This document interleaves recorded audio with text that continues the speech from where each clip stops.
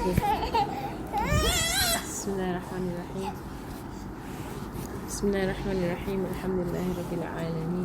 Wassalatu wassalamu ala Sayyidina Muhammadin wa ala alihi wa sahbihi wa sallim. Wa lida'ani wa lida'ani wa lida'ani wa tazkir wa nafa'a wa intifa' wa lifata wa listifada wa al-hubba ala tamansuki bi kitabillahi wa sunnati rasulih sallallahu alaihi wa alihi wa sahbihi wa sallam wa du'a ila al-huda wa dalala ala khair ittiba'a wa jilla wa mardati qurbi thawabihi subhanahu wa ta'ala ma'a nusfin wa afiyatin bi rahmatika ya arhamar rahimin.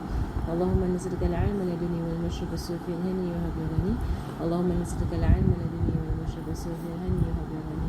Allahumma nas'aluka al-'ilma laduni wal mashrab as-sufi al-hani wa habirani. Sallallahu ala sayyidina Muhammadin wa ala alihi wa sahbihi wa sallam. Alhamdulillahi rabbil alamin. Assalamu alaikum warahmatullahi wabarakatuh. Alhamdulillah. We will continue with our book. So we're taking from this book, Muhammad, the Perfect Teacher. It's a book by Sheikh Abdul Fattah Abu Ghudda, who is one of the he's a muhaddith of our time. He's passed away in the 90s, if I'm not wrong. He's from the scholars of Syria, a Syrian scholar, and a muhaddith, right? Someone who majored in the hadith and memorized thousands of hadith, right? And he was known for his short and very useful and very beneficial books. He was known to write short and very beneficial books. Some of his books have already been translated into English. That is one of them. Basically, which speaks about 40 more than 40 techniques in teaching. From Rasulullah sallallahu alaihi wasallam, 40 techniques in teaching, and it's all hadith. It's all hadith based, right? Because he's a muhaddith, so he tends to focus on hadith. He has other books, right? Called also called The Value of Time. And it's also translated into English. You can find it all over, if I'm not wrong. And I think this, as far as I'm concerned, the only two that have been translated into English. There's a lot of others that are still in Arabic. So, mashallah, and his subhanallah, this book I find one of the very important books for us to go back to, because when it comes to education, when it comes to teaching in our time, right, a lot of it, sometimes the methods are not correct, not correct methods in educating and in teaching. And also when we speak about education in Islam, when we speak about education, we are speaking about building a person's personality, or mannerisms. That's what we mean by education. So knowledge that comes with education, the ma'lumat, the information and knowledge, that is actually secondary. That's not the primary purpose of education. The primary purpose of education is actually to build a human being, a righteous and upright human being, with high moral values. That is what education is supposed to do, and that's how we know. And we know this from the hadith of Rasulullah SAW, that the Shaykh actually mentions at the beginning of this book, that for surely Rasul says that إِنَّمَا بُعِثْتُ مُتَمِّمًا لِمَكَارِمِ الْأَخْلَاقِ. For surely I was sent to perfect noble character. And then another hadith is said, إِنَّمَا بُعِثْتُ مُعَلِّمًا. For surely I was sent as a teacher. So he was sent as a teacher, he was sent the perfect noble character. So we see that for Rasulullah SAW, that he was sent to teach noble character, and this is one of these that we have we find very hard to teach. How do we teach noble character? How do we teach morality? How do we teach someone to be a good human being? But that was the expertise of Rasulullah sallallahu alaihi wasallam. And it's only because that we have neglected, as a human race, I won't even say as Muslims, but overall as a human race, and the entire human civilization, there has been a great neglect in the teaching of character, the teaching of morals, and the education is now economy driven. Is this based on economy, and that's it, to earn money, and that is basically what and when you do that basically has the potential. I know that it will, but it has the potential to actually develop people who are they're like monsters, whereby they only care about themselves, and do whatever it takes to gain of the dunya as much as they can, even if it means violating other people's rights.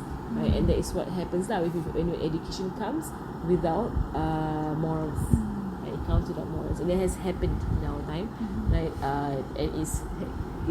may Allah stop it from touching our our children we love and everyone around us. Right, so today is basically so we're doing this book, and these are all the books that we need to actually go back to lah, right, for us to realign ourselves, right, to the teachings of our Prophet sallallahu alaihi wasallam. Right, last week we're actually already at hadith number 79. Right, we've gone through. We are on the 14th method, right, given by Rasulullah sallallahu alaihi wasallam. Right, and this 14th method is answering according to the question posed, right, by the students. Right, so I will recite the hadith in Arabic now, explain it in English, and then we'll go from there on. Right, so inshallah. So hadith 79, روى مسلم عن النواس بن سلمان الكلابي رضي الله عنه قال: أقمت مع رسول الله صلى الله عليه وسلم بالمدينة سنة ما يمنعني من الهجرة إلا مسألة.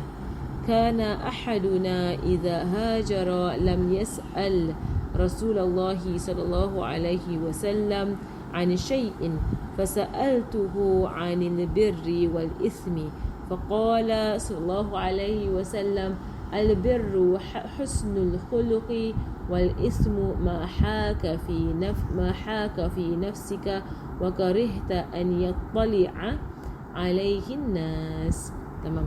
So hadith number 79, right, Muslim narrates on the authority of Nawaz bin Sam'an al-Kilabi radiyallahu ta'ala anhu, who said, I remained in the company of Rasulullah sallallahu alayhi wasallam in Medina for 1 year.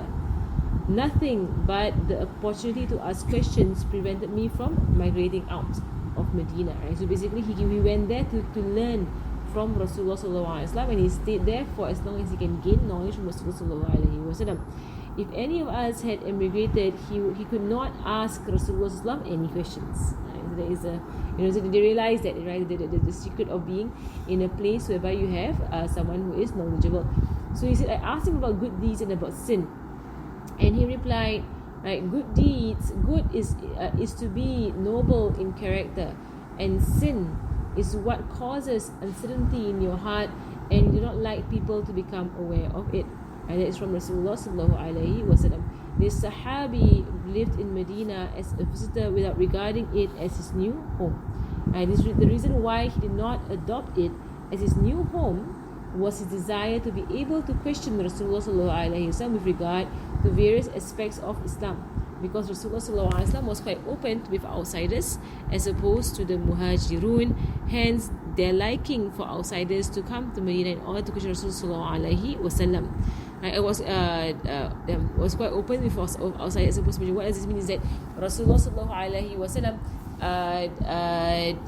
the Muhajirun, right, the Muhajirun from Mecca, because they have been around Rasulullah sallallahu alaihi wasallam a lot, right, and they have in a sense gotten used to Rasulullah sallallahu alaihi wasallam in a way by which they started to become shy to ask questions.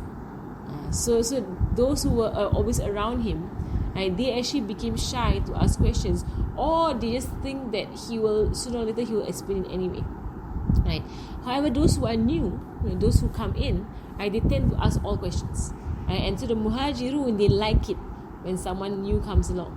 Because someone new comes along will ask questions that has been bothering the Muhajirin, right, or those who have made the hijrah, but they just never ask the question.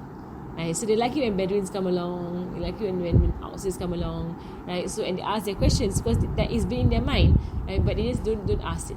Right? So that's just one thing. And so to say, so he's open with outsiders, meaning that he will answer the questions.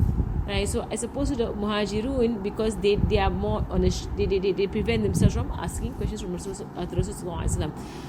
Rasulullah sallallahu alaihi wasallam would overlook their manner of speech and excuse their shortcomings. Right, also in that way, like a teacher also, if you have a student who usually comes for the class, you tend to be in a sense harder, right, on the student that usually comes. That means more strict, more hard, right? You would in a sense reprimand, or you would advise, right, when you see something that is out of line, right, with a student who is a regular, like a regular student, right? Because the student comes every week, and the student knows you, right? There's a rapport it's a rapport between you and the student, so you can say something to that student, right, and that will not drive the student away.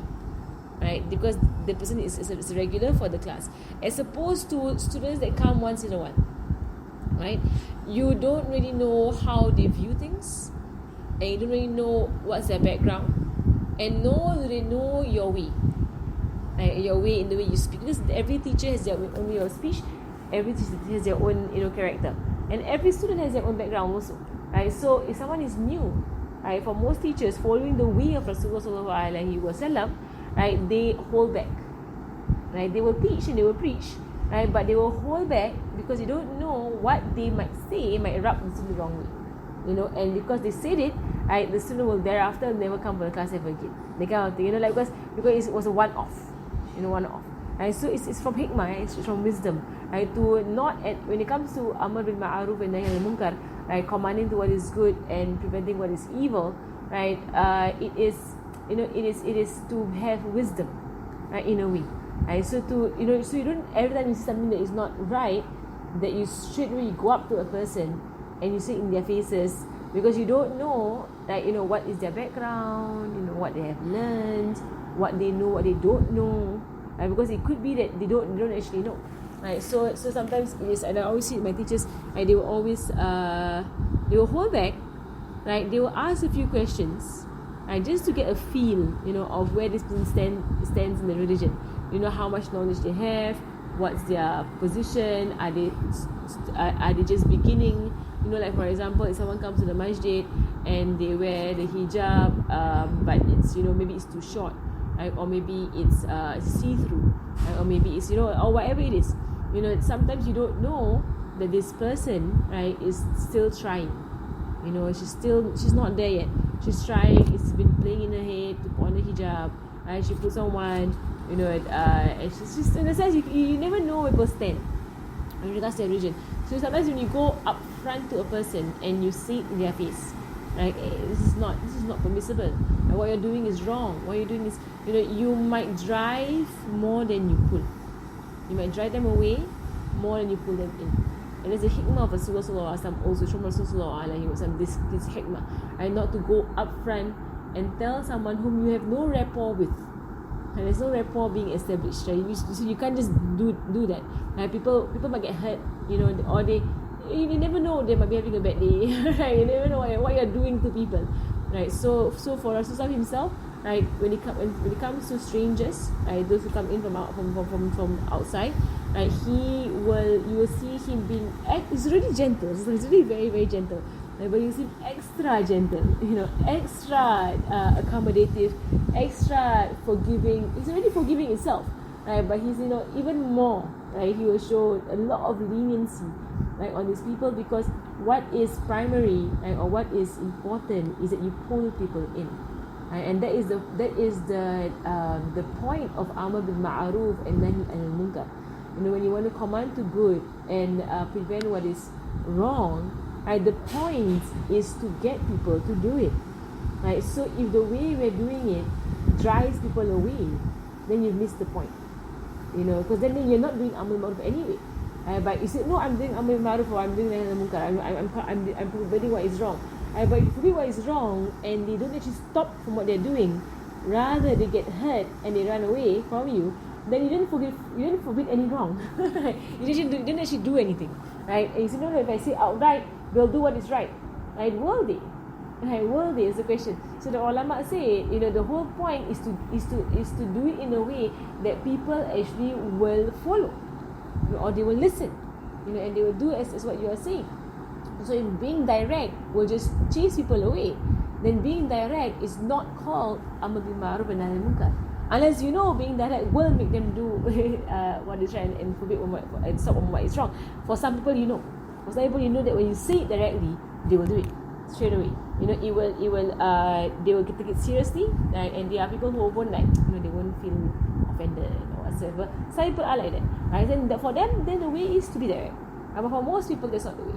For most people, it is amr bil ma'ruf and munkar is actually by example, right? And also by connection.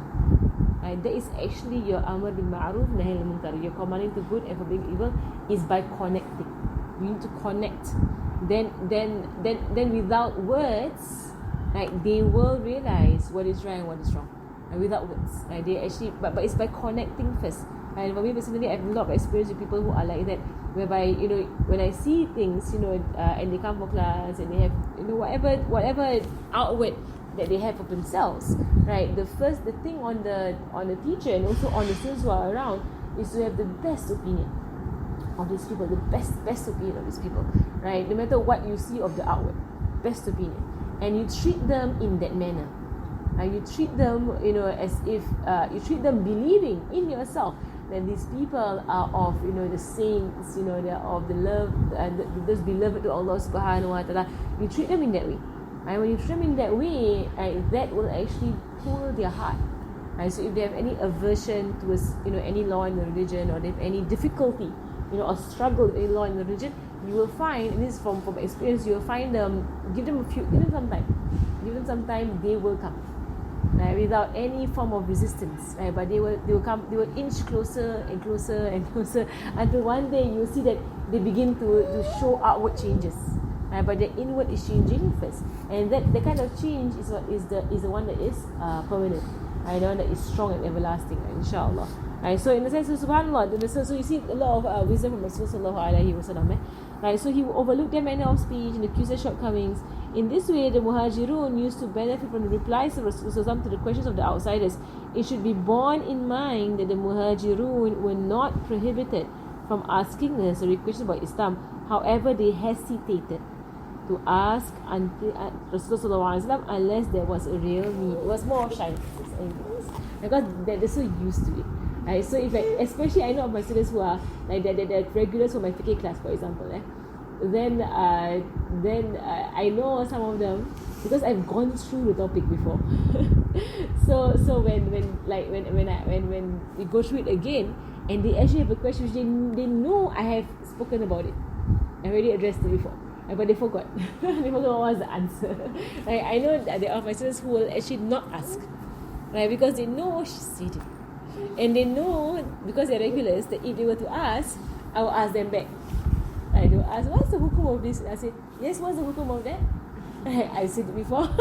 I'll ask them back. And they'll be like, Then I will give them hints. And after that, I will say, we've taken this in this class. You remember it? You remember that? So it says, but of course, as a teacher, it's a way of, in a sense, to tegur. When I say tegur, it's a way of, do you revise? Do you revise your classes? So as a teacher, it's not to scold, but it's more of put in a bit more effort to revise, okay? You have to revise your classes, so subhanallah. But so they like it when a newbie comes along and asks that question that everyone's thinking about. I know that this person has not been there for the previous class, so I always answer the question like that. So in a sense, that is the way of Rasulullah sallallahu alaihi wasallam, taking the sunnah from Rasulullah sallallahu alaihi wasallam. Just to explain a bit of the hadith, going back to the hadith, because in his explanation, he's explaining the teaching method. So he does not explain the hadith itself, but he explains the teaching method, whereby Rasulullah will answer the question directly. So a question that is asked by someone who is foreign. You see there, by foreign. You will see later on he has a method in how he answers those whom he expects more from. Because the teacher needs to also be able to respond in accordance to her students. So some students, their response is, some students you expect more of them. They know it, or you expect that they've been around for a long time and they've learned this sort of thing. So in a sense, how you respond to them is not the same as how you respond to the one who really doesn't know, So and what I would also say about children, is that for us as adults, sometimes we treat children in a way, as if we expect that they know. Sometimes, you see adults, the way they treat children, it's as if the child should know better, but the child does not know better. Even if you said it before, they're children, so they forget, or they do it again and again and again and again and again. They forget what they are, what you have told them from before, they forget, so in a sense, so not to get angry with them, because even adults forget. So and even adults, no matter how many times you say to them or they ask the same question, you don't actually get angry with them, but you can prompt them, and there are those whereby you see from Rasulullah how he actually answers companions whom he actually expected more from. right? He will actually, do prompting. He will not like give the answer straight away, right, like that. Right? But if someone is new, so of course, if it's new, then you have to teach the person the answer. Right? So the question here was, he asked Rasulullah about good deeds and about sin. And he says, good is to be noble in character. Right? As mentioned before, right, at the beginning of the class, and the first thing that we speak about when we speak about goodness, and we speak about the teachings of Rasulullah SAW, is nobility in character. Right? That is the first thing that he taught this person. So goodness is character, it is personality, and that's why we look into traditional Islamic education, and this taken from the Prophet ﷺ himself, and from the companions, that for the first 7 years of a child's life, you focus a lot on character. Right? The first 7 years, right? Character is the focus, and connection to Allah subhanahu wa ta'ala, that means making them aware, right, of their creator, of God, right, instilling in them, right, the seeds of taqwa. Right? I say seeds because it will grow as they grow older, and taqwa is a tree that will never finish growing, right? So in a sense, it will grow and grow and grow and grow, and it will increase throughout a person's life. So it's not that you can gain taqwa in the first part of your life and you're good to go. Your taqwa is a work in progress until you die. And taqwa in the heart of a human being, and how much they are aware of Allah subhanahu wa ta'ala, or how much they fear Allah subhanahu wa ta'ala, how much they're in awe of Allah subhanahu wa ta'ala. This begins from day one, right, of a human being's life. From day one, right, the mention of God, the pointing to the signs of God, right, the connection to God, the appreciation of God, having shukr, right, feeling shy in front of Allah subhanahu wa ta'ala, right, knowing that He sees you, knowing that you can turn to Him, knowing all of these things begin from day one. Right, you don't even say after mumayyiz or after baligh or after, no, from day one of the child, right, or from day one of their life, right, you need to point them to Allah constantly and consistently, right? So that is, and these are the things that you teach people from the very beginning of their life. Right? So the first 7 years is character building for the first 7 years. Thereafter, after 7, right, then the scholars of the past, traditionally in Islam, they will go into the hard sciences, right, after the age of 7.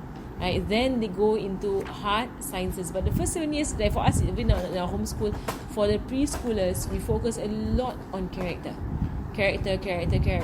So it's a lot on selflessness, right? On controlling your tongue, right? A lot on loving other people, living for others more than what you will love for yourself, right? So it's our stories all they center around this. Right, the stories that we tell in our so in a sense also in developing character, you develop language, because it's how you teach the way you speak to them, right? So when he was asked, I wanted to mention one thing, that it is only because in our time, right, and people might differ and all people have their own opinions, right, but it is because in our time people rush into hard sciences, right, before the age of 7. They rush in, right, and in doing so they neglect the teaching of character, right? So that is a neglect, because they're so focused, on teaching the child the hard sciences, that you want to teach them mathematics, you want to teach them, before 7, you want to start pushing them, on all the sciences,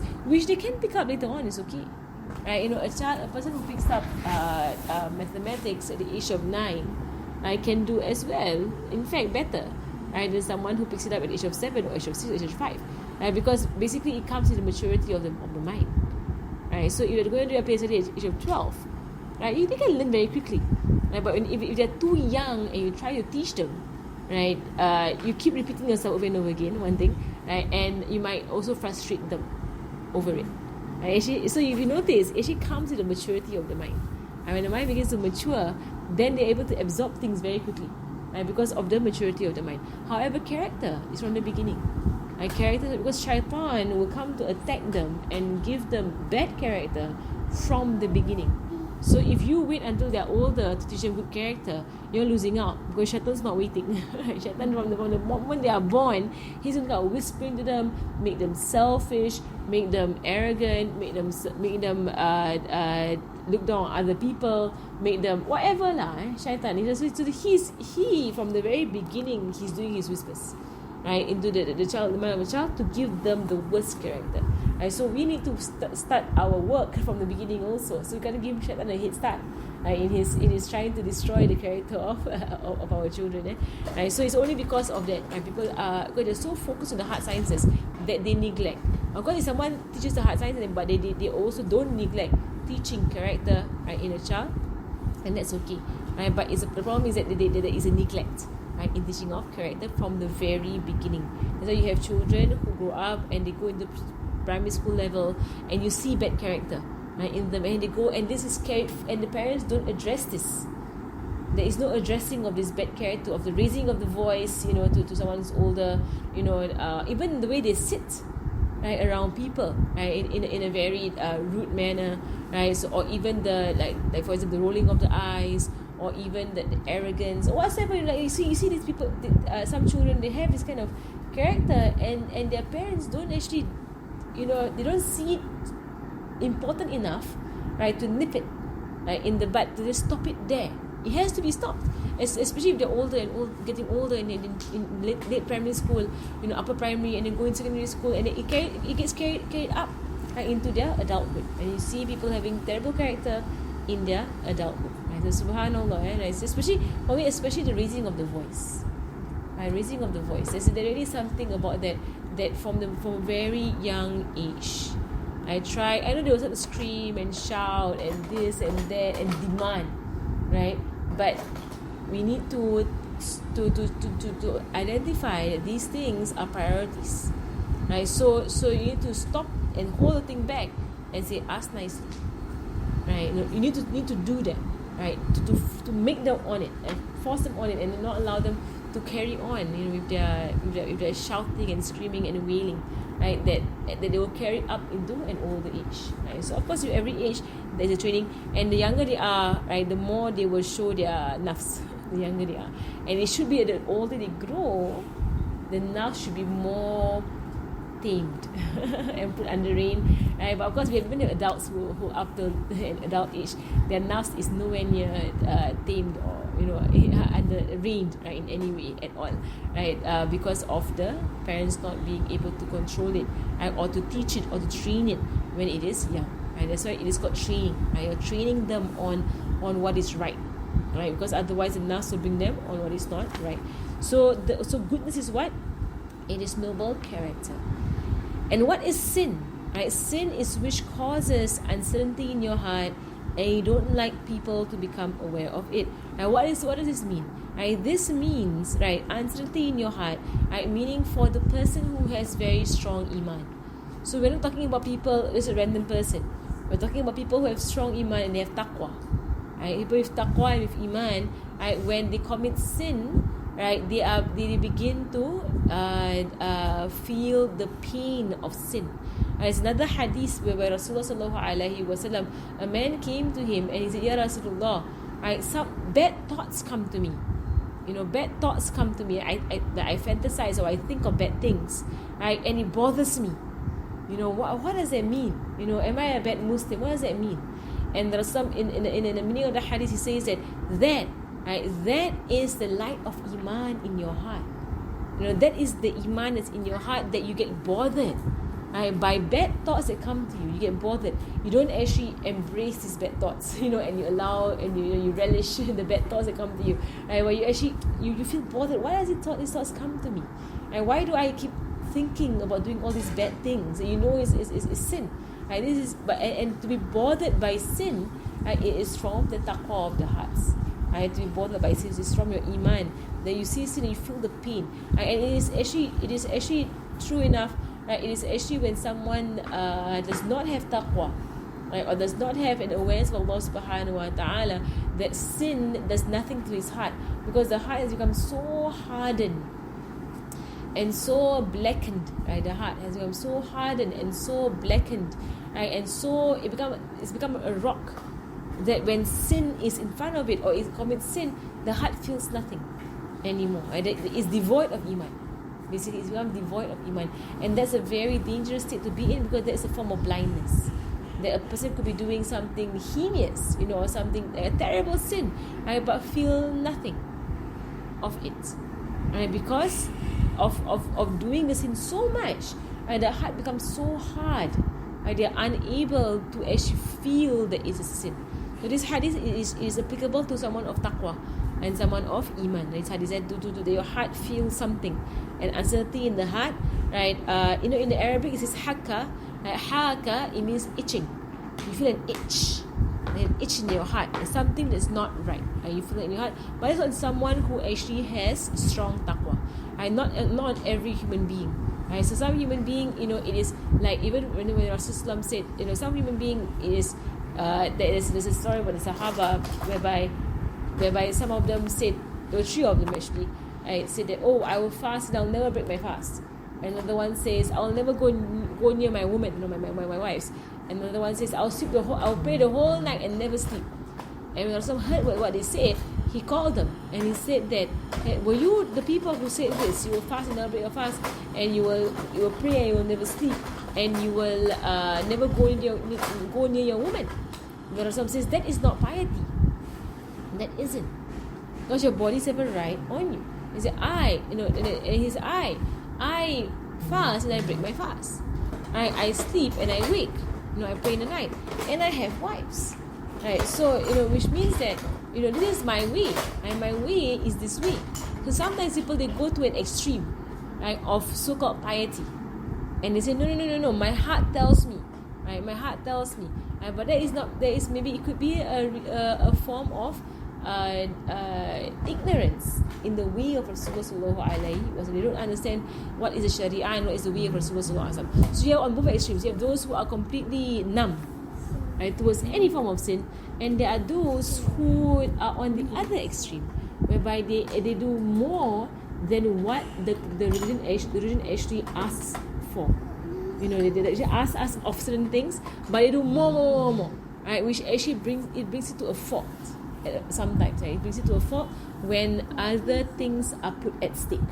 Right? So if let's say they want to pray the entire night and not sleep ever, right? Then you're going to put at stake your livelihood. You're not able to work, your family, and thereafter, right? Or if they say, or when it comes to food or whatsoever, right? When he will not eat ever again, kind of thing. Right? So there are things it will be detrimental on other things. Right? So you see how in the religion, Islam is a middle way.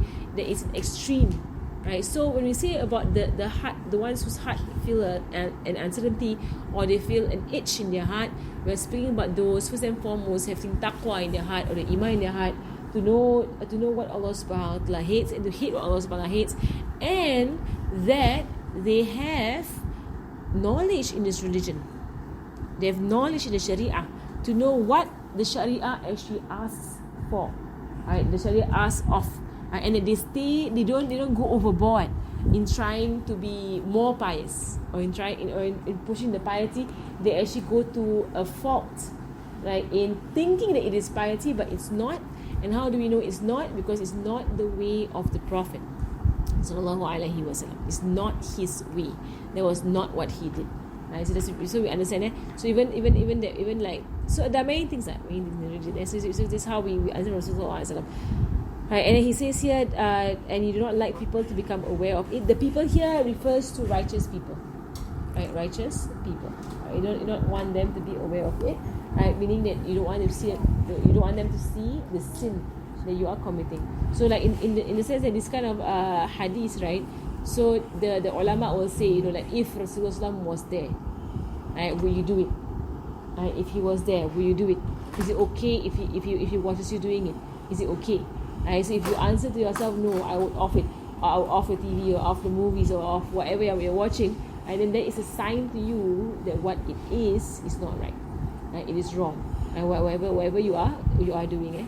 Right? So this is a rule of thumb. Right? So you don't have to go so far as say Rasulullah sallallahu alaihi wasallam. If you want to say your teacher, your ustad, your ustada, right? If she was sitting right there, right? If she's sitting right there, would it be okay? Right? If you ask, even someone elder, your grandmother, or your grandfather, or someone elder, who will know the religion, would it be okay? Right? So that one will stop you from falling into sin. Alright, alhamdulillah. As we go on to the next question, into the next hadith. رواه مسلم أبو داود اللفظ له عن ابن عباس رضي الله عنهما قال بعث رسول الله صلى الله عليه وسلم فلانا الأسلمية وبعث معه ب18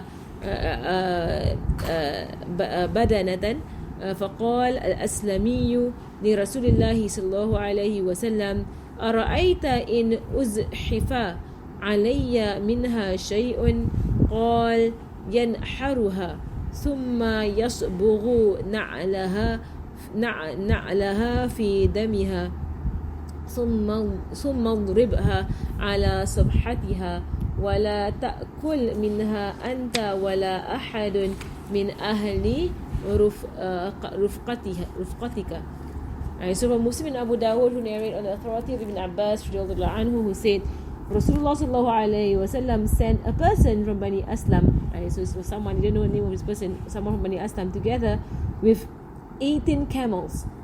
This person then asked Rasulullah sallallahu alayhi wasallam, what if any of these camels is unable to walk? That means to continue the journey, it means it grew weak during the journey.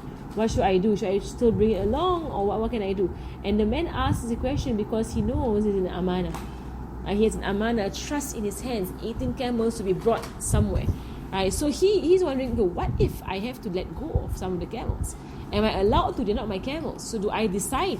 So you see, he's seeing, he's seeing in the future. What if I can't carry all? I can't bring all 18. And do I have the right to actually leave any of the camels behind? So he says, what if I can't? These camels are unable to walk. Then he said, slaughter it, dip its hoof in its blood, then strike its surface. Neither you nor any of your camel companions may eat of it. Right? So dip its hoof in its blood and strike its surface. Neither any of your companions may eat of it. Allahu Alam, right, what is the hukum here? Right, I'm not going to go into the fiqh because I'm myself not so sure about the fiqh here. Right? And Allahu Alam, why he said what he said. Sallallahu Alaihi Wasallam. Right? And the Shaykh did not explain this part. Right? So he didn't really explain that part. Right? So it could be that this hadith, right, it could be that the laws here, right, is no longer applicable in our time, right, and that he's only quoting or citing this hadith to show the teaching method. That what was asked, he answered directly to the person, right, who asked. Okay, this is more illustrations of the method of answering directly to the question. And number 81, روى البخاري ومسلم عن رافع بن خديج قال قلت يا رسول الله إنا نخاف أن نلقى العدو غدا وليست معنا مدة. قال ما أنهار الدم وذكر اسم الله فكل ليس السن وزفرا فأحدثك أما السن فعزم وأما الظفر فمدال الحبشة. So from Bukhari and Muslim, who narrated on the authority of Rafi' bin Khadij anhu, who said, Ya Rasulullah, I fear meeting the enemy tomorrow and we have no knives with us. He replied, whatever sheds the blood of an animal and the name of Allah is taken over it, you may eat of it. However, do not use implements made of teeth and claws to slaughter. I will tell the reason for this, and that is for teeth they are bones, and for claws they are used as knives by the Abyssinians. Right, so in a sense, it's another example. So again, we won't go into the fiqh of this hadith also, because it doesn't apply to us also anyway. Right, about going for war and like weapons and everything. And so we won't go into the rulings of this hadith, right? But just the method, right? Method here again, he asked a direct question and he was given a direct answer. The method of slaughter was practiced by the pagan Arabs. Right? At times, they used to slaughter birds and other animals like rabbits, right? With implements made of teeth and claws. Islam prohibits the use of such implements for slaughtering purposes, right? So they're not allowed to slaughter, right? In that way, right? So he says, so the man who was asking the question, he was saying that they fear meeting the enemy tomorrow and they have no knives with them. No knives meaning they have no food. It means nothing to slaughter the animals and to give them food to give them energy to meet with the enemy. Right? So Rasulullah answered the question directly as what the man intended, and also it is a sunnah for us to, if you don't answer the question, right, to actually ask them to repeat. So you answer the question properly. Right? It's of teaching methods lah. Right? So he says that whatever sheds the blood of an animal and you say Allah's name over it. So whatever can be used to cut the jugular vein, right? To slaughter an animal, and you say Allah's name over it. right? If you can make for example, make a rock, or sharpen a stone, right, to be able to do this, right? But he says, do not use claws and do not use teeth, right? So of other animals, dead animals, so don't use the claws and use it to kill another animal, right? Nor use the teeth, right? So that is but basically the point of the hadith is the answering of the question, right? Not the fiqh itself. As you wondering what is the fiqh, yeah, right? It does not really apply in our time, right? We don't really do these things anymore, right? رواه البخاري ومسلم وأبو داود والنسائي والترمذي وابن ماجه.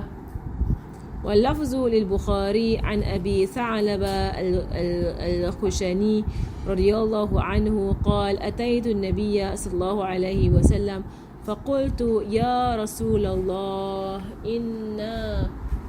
إن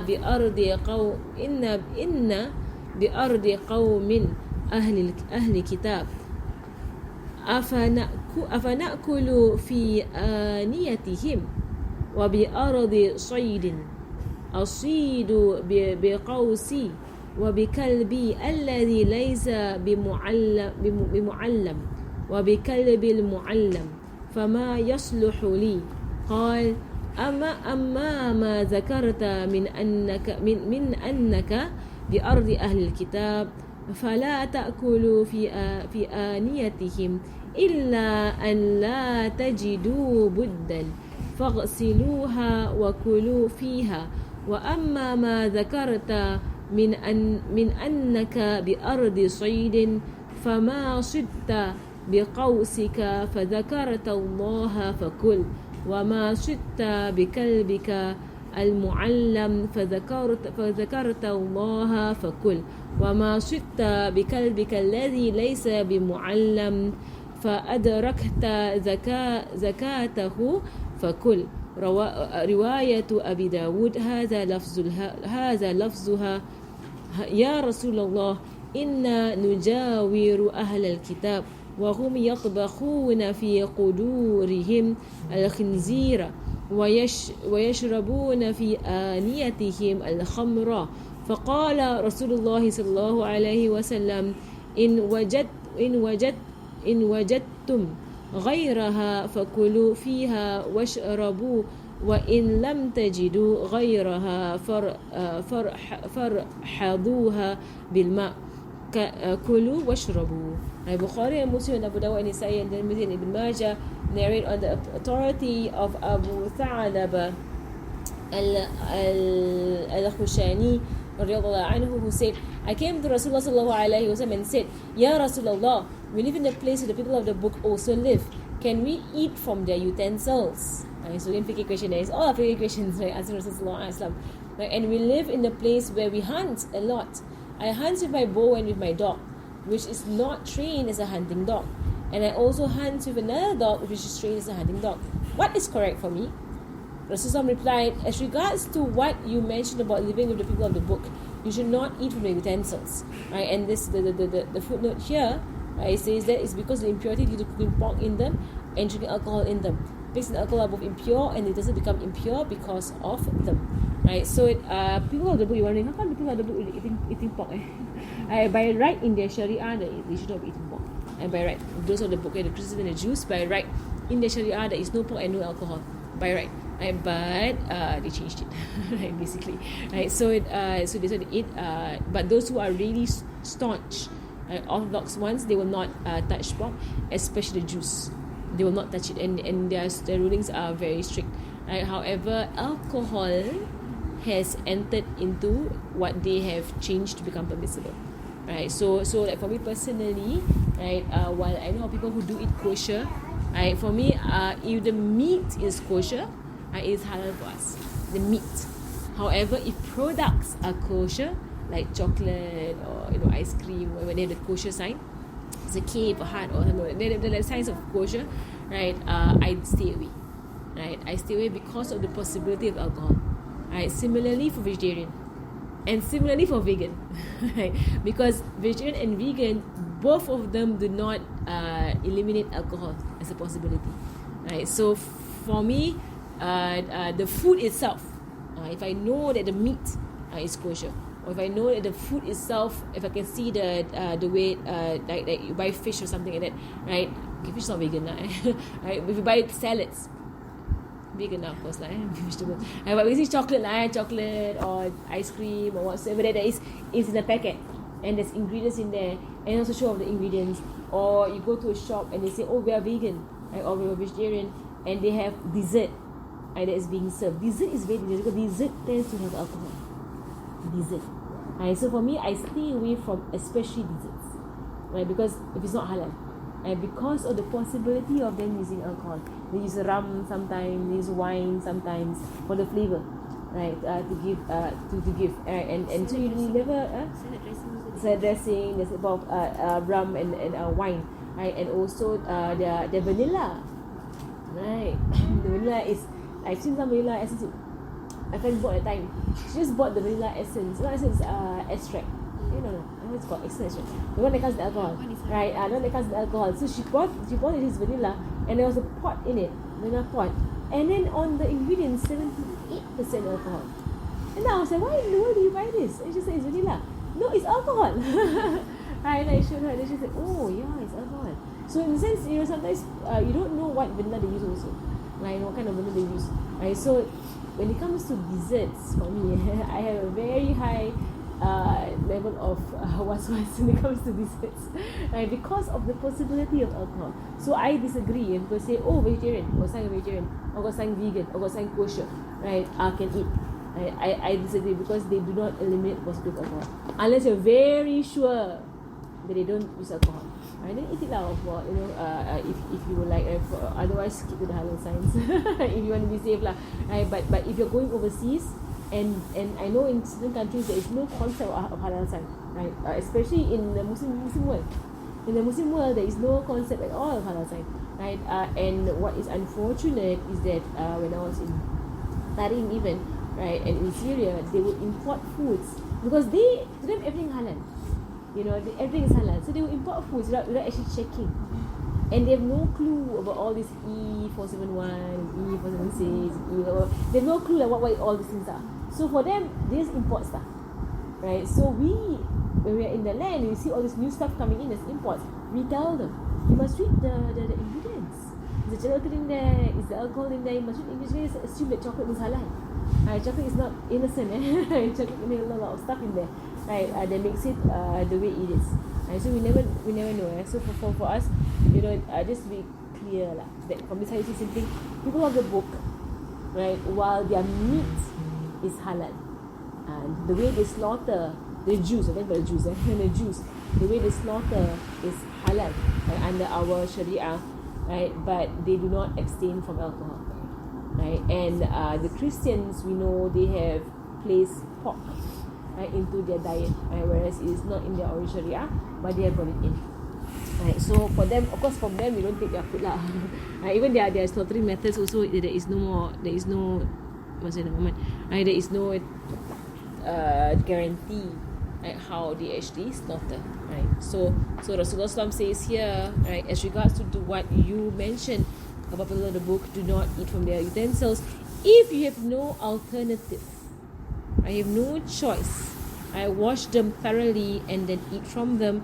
Right, so wash them thoroughly here. It means for the ones with the alcohol, right, for the cups, just to wash with water is good enough. Because alcohol is not mughallada. Right, alcohol is not a major impurity. Right, alcohol is a minor impurity, so you can just wash the cups. Right, so for me, actually, if you go to hotels and whatsoever, you can basically just wash the cups. Just wash it with soap. Sometimes they put food in the cups. Do they? They eat Maggi and then they put food in cups. The small cups lah, the tin cups, you think highly unlikely anyone put food in them. Okay, but you want to go on the really very safe position, you can bring your own cups and plates and use those. But of course, in this religion, there is a concept that if you have not seen it, then you are not held to account. If you don't see it, right? So like for example, like dog hair or whatsoever, right? You don't actually see it. Like, so like you have neighbours and they go to see I will live here. I have plenty of dogs under there, plenty, right? And then they sleep over here because the neighbours all have big dogs, right? So as long as you don't see like a dog, for example, dribble, right? The saliva fall to the floor. Right, so you have no clue. So you walk in there, and then you just stand there, and you're standing on the saliva of a dog, but you don't see it. You don't see it, right? And your clothing, right, touches the floor, right? You don't see it. So like if so, I can't like the lift try to search through my clothing, because I don't see it. But if I see it, right, and the dog, I see the saliva dog coming out and it falling down, and then my clothing touch it, then I have seen the najis and I've seen myself go there. Right? So even something like, but really it's up to everyone. But the rule does not make it hard on people. The rule doesn't make it hard on people. So when you go downstairs and you sit on the stairs, on the benches downstairs, and the block, sit lah. Right? You say it could be that a dog sat there. It could be. Right? But if you didn't see it, right? But if you don't have to sit lah. It's up to you. But you can't say to someone that is wrong. You can't actually say someone that is wrong because they didn't see it. Right? So in a sense, like for me personally, I have my own standards lah that I go by, right? But I will not impose it on other people, right? Because the Sharia is it. So you see again, that's why I just now. There is a Sharia whereby what you don't see, you have to account for, right? There is the Sharia, right? And also like some people they want to take it, a step further, right? So if you know the Sharia, you don't impose your step further on other people because the Sharia allows for it. And the Sharia allows for it. So you did, okay, it's fine. You don't see it, it's okay. You don't see it. So you just wash. You don't see the dog being there. You don't see the pork being there. You don't see anything being there. Right? Unless you know that there's a high possibility lah. So if there's a high possibility, right, then you abstain. And that is on the side of wara'. The side of wara' being basically being scrupulous and abstaining, right? But at the same time, right, you cannot say something that you're not sure of. So if for example, if someone uses the cups, right, in a hotel, right, and you say it's haram to use the cups, you can't actually say haram because you don't see with your own eye what the cup was used for. You didn't see with your own eye. So you can't say haram, but you can say that on the side of wara', on the side of being scrupulous or being particular, I think better we use plastic cups. You can say it from that side, but you can't actually say the word haram because there is no clear black and white haramness. Because haram is clear, halal is clear in the hadith. Haram is clear, halal is clear, and you have the mushtabihat, yes, the grey areas, right? So of course you stay in the grey areas, right? But if someone says no, this cup, of course no one will use it for putting pork here, right? And even if it's alcohol, you can wash it what? Because alcohol is a light, it's not like it's a middle najis, right? It's not, even in some mazhab it's not najis. Some mazhab is najis, some mazhab is not najis. Right? So there's a hilaf there also, right? Among alcohol. Right? So in a sense, all of these things come into play. Right? So again, with the form of da'wah, right? Of people who are converts, people who are trying new, right? The expensiveness of the Sharia, right, allows for leniency. The expensiveness of Sharia. But of course, for those who want to be more strict, then you can always be more strict. Right, up to you. Right, so that's what Rasulullah says here. If you have no, so as far as you can avoid it. That is from wara'. From scrupulous. As far as you can avoid it, you avoid it. But you have no choice. Right, there's really no choice. Right, so for example, you need to get water, and you need to be able to scoop the water with something, and you have nothing to scoop the water with except these utensils from people of the book. Right, no other choice. Right, then you use the utensils. Right, but he says wash them, then eat from them. As regards to what you mentioned about living in a place where you hunt a lot, then whatever you hunt with your bow together, taking the name of Allah subhanahu wa ta'ala, you may eat thereof. And whatever you hunt, right, with your dog that is trained, right, you may, and taking Allah's name, you may eat thereof. Whatever you hunt with a dog which is not trained, right, and you're able to slaughter your hunted animal before it dies, you may eat thereof. What it means is that this is actually laws of Islam, right? These laws actually exist, right? That are using hunting dogs and using other forms of weapons, right, to hunt for the sake of eating, right? Of course, there is in Islam, the Sharia of Islam, there is no space in the Sharia for hunting for fun. Right? There is no such thing in the Sharia, hunting for fun. Killing for fun, there's no such thing. right? You can't just kill creatures like that, right? So if, like, especially when it comes to insects, right? Insects in the house, if they are pests, right? Some of the ulama have allowed the killing of insects in the house if they are pests. And some ulama say, as far as you can, drive them out. It means put things in the house to repel them, right? But don't kill them, right? But some ulama, they have gone to, if it's really a lot and you have no choice, you can kill them lah. Right? But if they're really pests, right, then you can kill them. However, if they are in their habitat outside the house, so you see, these bugs or these ants, right, in the garden, right, downstairs at the side, on the grass, they are their habitat. You have no right to get rid of them.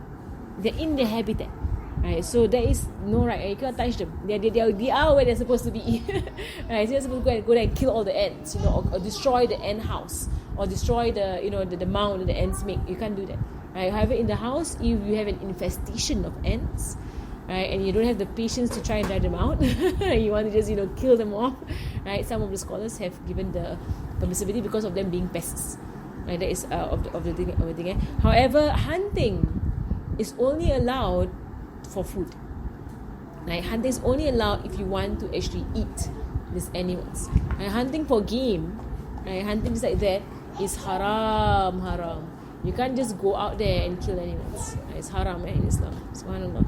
I mean, it's interesting how, subhanallah, that in our time, when people want to argue about what's good, what's right, what's wrong, but we have our time whereby there are parts of this world whereby hunting is legalized.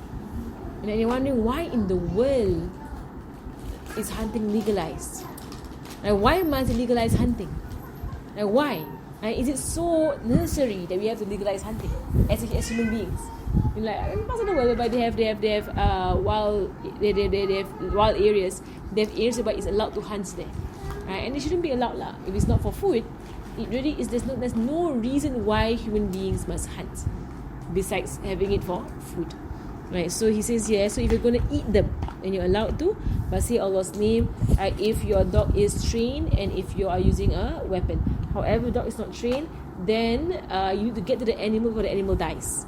So if the dog catches the animal and has not killed the animal, right, then if you get there first before the animal dies and you slaughter the animal, then it's halal, right, for you to eat. It's all fiqh, right? In another narration, right, the words of the narration of Abu Dawud are as follows: Ya Rasulullah, we are neighbors of the people of the book. They cook pigs in their pots and they drink alcohol in their utensils. Rasulullah said, if you find other pots and utensils to eat and drink from, then use that. If you have no alternative to use, then wash them thoroughly with water and eat and drink from them. Right? And this is basically under the right situation. Now, of course, some of them do mention that when he says wash, that means if you wash with soil also, right, to remove the impurity of the pig najis. And that is there. Hafiz bin Hajar, right? Ibn Hajar, he is one of the great scholars of the Shafi'i madhab, right? And it is basically a lot of his work that we actually follow when it comes to Shafi'i madhab, right? Ibn Hajar. You'll find his name a lot when you learn deeper books of fiqh. You find his name a lot. Right? Rahimahullah Ta'ala said, among the things you can learn from this hadith, that if a person may pose several questions at once, and answers to them will be given separately, one after another, by separating the words with regards to that, or with regards to what you have said.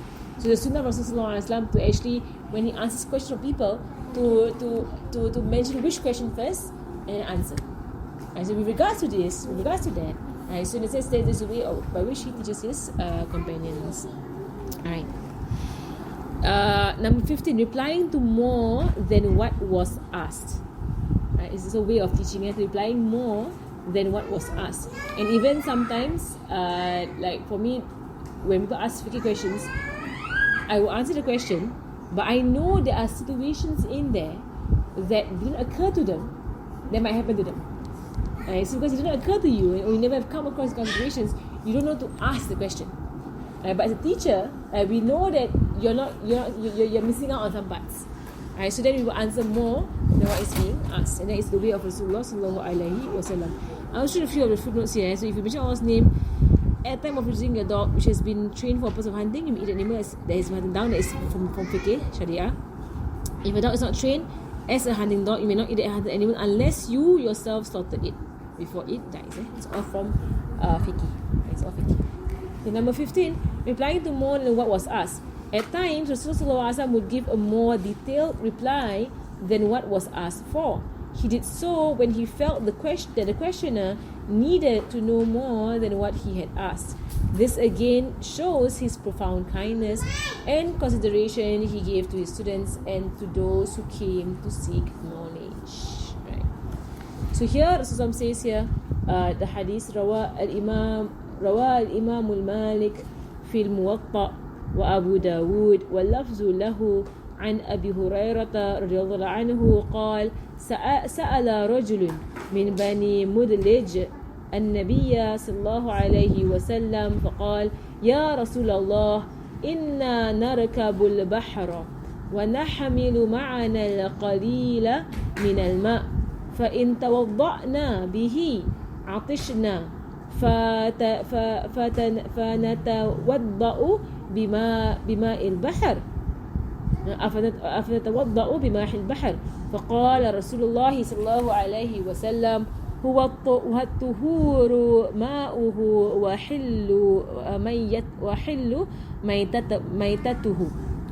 Imam Malik and Abu Dawud narrate on the authority of Abu Hurairah who said that a person from Bani Mudlij tribe asked Rasulullah sallallahu alaihi wasallam a question.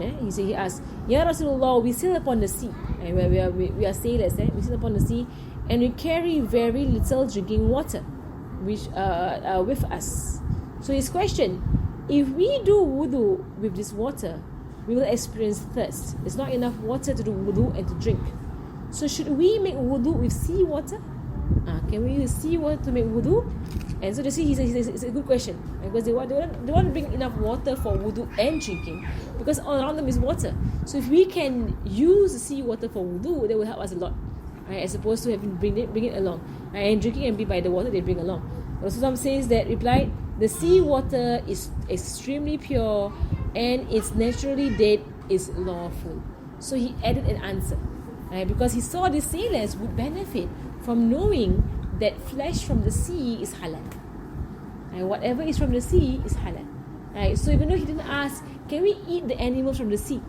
He didn't ask the question. But Rasul saw that since you're sailors, it'd be good knowledge to know, right? That whatever is from the sea is halal. Right? So Rasulullah gave the seafaring Mudliji person the ruling with regard to making wudu in the sea water. He said to him, the sea water is pure and wudu is valid. Rasulullah then demonstrated his foresight by explaining the rule regarding naturally dead fish, as he would commonly experience this while at sea, in case the ruling might confuse him. So naturally dead sea is maita. The maita is basically the carcasses. Right, so not slaughtered animals, not caught animals, but you find them dead.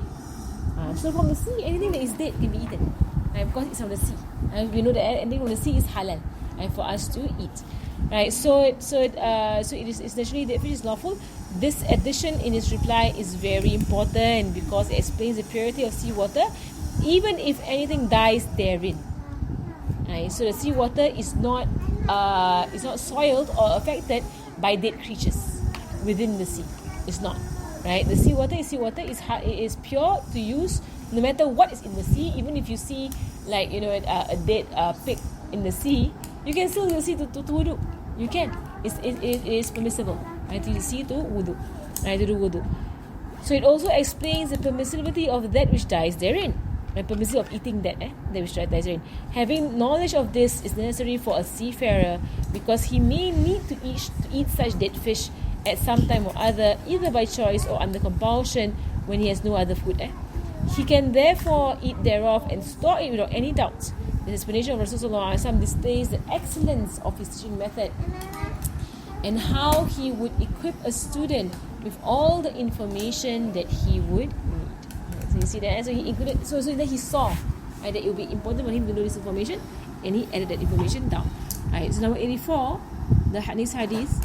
رواه مسلم وأبو داود ونسائي عن ابن عباس رضي الله عنهما قال رفعت امرأة صبيا لها وهي حاجة فقالت يا رسول الله ألي هذا حج قال نعم ولك أجر. Right, so from Imam Muslim, Abu Dawud And An-Nasa'i narrated on the story of Ibn Abbas who said that a woman who was performing Hajj raised her child and said, Ya Rasulullah, is there Hajj for this child? He replied, yes, and you will be rewarded for bringing the child for Hajj. Right? So Rasulullah, he furnished the woman with more information, because all she asked for was, can this child do Hajj? And can a child below puberty, and above Tamiz, it means above the age of Umayyas and below puberty, a child can actually do Hajj. Right? However, the Hajj is not the Hajj of Islam. Hajj of Islam is only after puberty, but he gets the reward, and the parent that brings him gets the reward. Right. So he says here, so he not only did he reply and say yes, he can do Hajj, rather he said he included that the reward will go to who? And the reward will go to the parent who brought the child for Hajj. Right. So he can perform Hajj, but that she will do the reward. The reason for this is that she was entrusted with all the efforts of the child, and this therefore established a reward for her in her favor. They served as a strong incentive for her to perform the good deed of taking the child for Hajj. It also serves as a strong incentive for mothers and fathers of forthcoming generations to follow her example in bearing the difficulty of taking their children for Hajj, in order to instill in their hearts the grandeur of the house of Allah subhanahu wa ta'ala, and entrench in their souls this great pillar of Islam. In addition, an additional benefit is that the sight of his children around the Kaaba motivates hearts and souls and causes tears of compassion to flow. Right? So the ulama say that this hadith is proof that a Hajj of a small child is valid, and he or she will be rewarded for it, even though it will not be equivalent for an actual Hajj that is compulsory on him when he matures. This Hajj, it will be considered as an optional Hajj. So if a child below puberty goes for Hajj, right, they get the reward of Hajj, but they still need to fulfill the Hajj after puberty. Right? So that means it doesn't count for their Hajj of Islam, meaning that it does not count for Hajj. That means if someone does Hajj at the age of 9 for puberty, right, when they reach puberty, they must do Hajj again, right? Because that will be the compulsory Hajj, right? So the one before puberty is counted as a Sunnah Hajj. They get the reward for it. The parent who brings them gets the reward for it. Right? If you do the entire Hajj altogether, right? So in the information that you will get the reward, right, to encourage her and those other people, right, to actually when you have children around you, to bring them also, right, and they get the reward, and you also get the reward of bringing them for Hajj. And of course, it's not easy to bring kids even for Umrah, right, or for Hajj. It's not easy at all, right, to bring them around, because you get distracted. They want this, they want that, they want to go toilet, they want, like a lot of things, right, to actually bear with. If you want to bring children for Hajj, you can focus on your own ibadah and so on. But of course, you get the reward, right, of bringing them. Right? And he says here that in bringing them, you attach their hearts to the Kaaba. Right? And other people see children coming around the Kaaba. They begin to see, oh, mashallah, the child is doing tawaf and doing sa'i and reading the Quran and whatever. It can motivate other adults, right, to be better, right, in performing Hajj and Umrah. Okay, we'll stop there for today, because the next one is a bit of a few pages long. Any questions on this one? There were a few fiqh hadiths today. Right, but the point is the point of the hadith we mentioned is the principle, right, behind the hadith, right, that he answered the question already, or he added on to the questions. Right, so I really want to put out all these 40 methods into a poster, so we can remind ourselves. These are the methods of teaching, right? That to not hold back information, right? To answer questions on points, and whatever is being asked, you answer exactly what it is. And also, what I noticed from our teachers is that when they answer a question, they will again they will ask the questioner, "Have I answered your question?" In case I misunderstood, or in case it's not what you actually wanted from me. Right, so they will actually ask the questioner again. They answer your question correctly. Is this what you actually intended? Is that what you wanted from me? Right, so that the questioner is satisfied, right, with the answer that has been given. That means fully answered question. Right, because we're not at Islam, we don't have the full ability to teach. So for us to actually to just check with the questioner, right? Do you understand what I just said? Right, or is it full? Is it complete? Do you have any further questions? Is it clear, right, in the answer? Any question? No question. I have a question, but I need to research something first before I get back to you. Is it Okay. Alright. There's something that I heard before regarding the utensils, but I'm just going to clarify first the ayat, and then I'll show it to you. And Okay, can. Yes, better that way. Inshallah. Inshallah. Okay, maybe we'll start our class there. Sallallahu alaihi wasallam. That bone is cannot be used, right? So I cannot use like they make bone macam utensil. By right, you shouldn't be using bones, because bones, if it's not, first and foremost, bones are the food of jinn, right? They're the food of jinn, so you're not supposed to touch bones and use bones, right? And secondly, if the bones are of animals that are not slaughtered in Islam, then these bones are najis, So by right, you're using najis utensils. If you don't know the bones are being slaughtered in Islam, right? So by right, don't use bones. I know of, like, sometimes when you go to other countries, they sell all these necklaces that have like the tooth of a crocodile, crocodile's tooth on the necklace.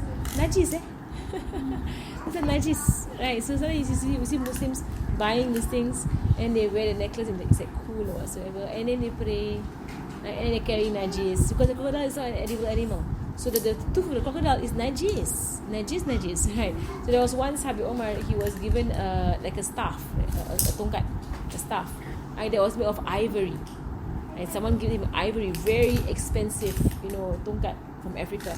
And he was in Africa at the time, right? And he was made of ivory. So when he was told what it's made of, and ivory is a tusk of the elephant. Okay, first and foremost, there's entire morality behind it. Whether it's immoral or moral to hunt elephants, for the ivory. Secondly, right, the tusk is part of the teeth.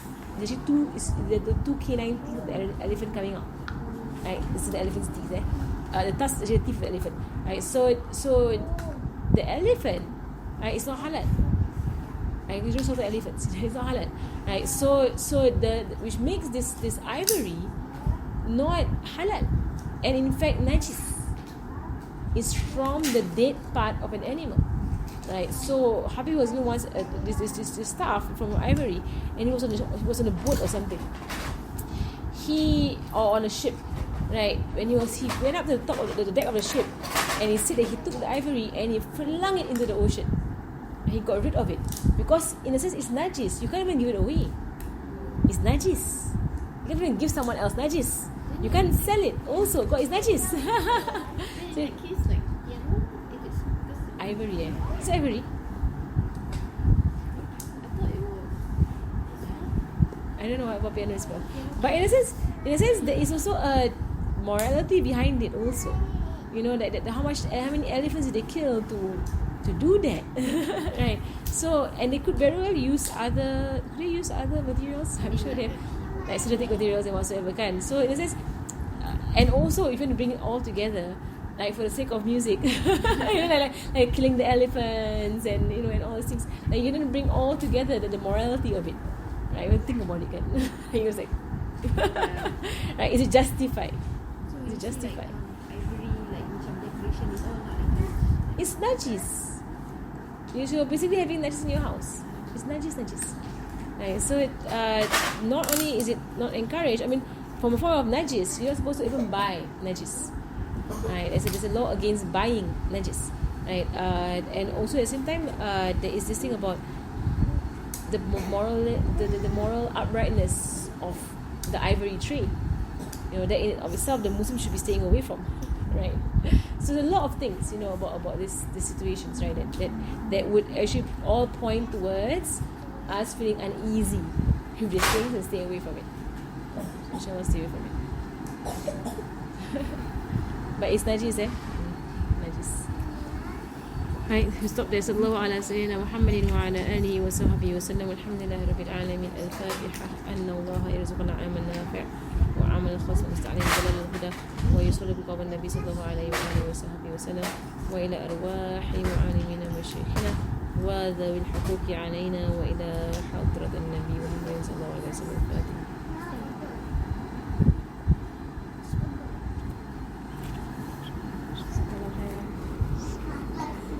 Subhanakallahumma wa bihamdika ashhadu an la ilaha We have Thursday classes. Thursday, yes, same time, 1:30. And the one in Pasir Ris is from 11 to 1. 11 to 1, yes, correct. The what time is? And is it It's a one house. It's a house there. Oh, it's a house there. It's a house. So you don't do one.